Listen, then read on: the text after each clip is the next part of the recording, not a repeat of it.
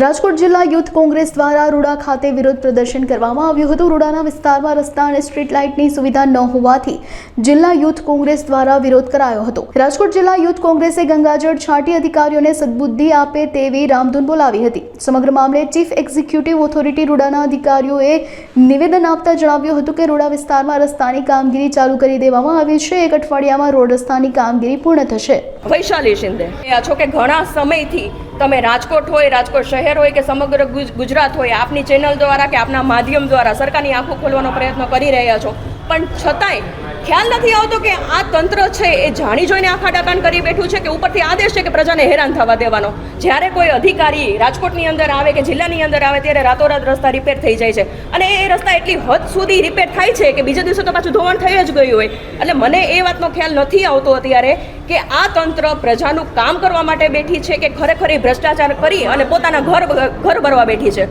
હું આજે આપના માધ્યમ દ્વારા મુખ્યમંત્રીશ્રીને અને ગૃહમંત્રીશ્રીને ફક્ત એટલું જ કહેવા માંગીશ કે જો આપ પ્રજાના કામ ન કરી શકતા હો તો બે હાથ જોડી બંને જણા માફી માંગો પ્રજાની અને કબૂલ કરો કે તમે છે એ પ્રજાનું કામ નહીં કરી શકો અને તમે રોડ રસ્તા સારા નથી કરી શકવાના અને રોડ રસ્તાની અંદર થતો ભ્રષ્ટાચાર છે એને રોકવાની તમારામાં તાકાત નથી। હું જંકશન પ્લોટ વિસ્તારની અંદરથી આવું છું અને યુથ કોંગ્રેસની જે મહિલા વિંગ છે એની શક્તિ સુપરશીની આખા ગુજરાતની ચેરમેન છું અને સમગ્ર ગુજરાતની અંદર અમે લોકો અમદાવાદ જઈએ કે કાલે જૂનાગઢ અમારા કોંગ્રેસની શિબિર ચાલી રહી છે, એ રોડ તમે જોઈ લો કે રાજકોટના રોડ જોઈ લો કે રૂડાના રોડ જોઈ લો, દરેક જગ્યાએ ખાડા છે।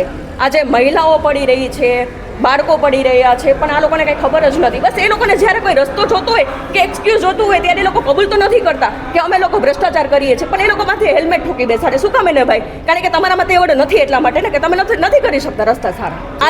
આજે અમારો મુદ્દો એ છે કે જો આપ રોડ રસ્તા જે છે લોકોના અને જે લાઇટ અત્યારે રૂડાની અંદર જે અમુક જગ્યાઓ છે એમાં લાઇટ નથી, એ વ્યવસ્થા પૂરી પાડો અને જો નહીં પૂરી થાય તો આવનારા દિવસોની અંદર યુથ કોંગ્રેસ દ્વારા બહુ મોટું આંદોલન કરવામાં આવશે। રાજકોટ શહેરી વિકાસ સત્તા મંડળની અંદર આજરોજ આવેદનપત્ર આપવામાં આવેલું હતું। રાજકોટ શહેરી વિકાસ સત્તા મંડળ એ એક પ્લાનિંગ બોડી છે, આયોજન કરતી હોય છે અલગ અલગ પ્રકારના। એમની રજૂઆત હતી રોડ રસ્તાની।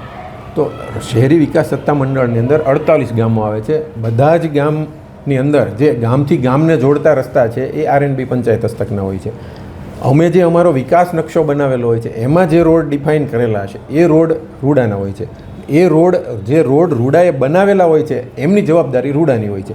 R&B પંચાયતે બનાવેલા રોડ છે એમની જવાબદારી એમની છે। R&B સ્ટેટે બનાવેલા છે તો એમને રિપેરિંગની જવાબદારી એમની। રૂડાએ જે રસ્તા બનાવ્યામાં રિંગ રોડ 2 જે હતો કોરાટ ચોકથી લઈ અને ભાવનગર રોડના, એની મેં જાતે 2 થી 3 વાર વિઝિટ કરેલી છે। જ્યારે ખાડા પડતા હતા અને વરસાદ આવતો હતો તાત્કાલિક અમે ત્યાં મુરમ, કારણ કે ડામર પ્લાન્ટો બંધ હોય છે એટલે મુરમની તાત્કાલિક કામગીરી કરતા। હવે વરસાદ બંધ થઈ ગયો છે એટલે ડામરની કામગીરી અમે 2 દિવસથી શરૂ કરાવી દીધેલી છે। વિધિન વીક અઠવાડિયાની અંદર એ કામગીરી પૂર્ણ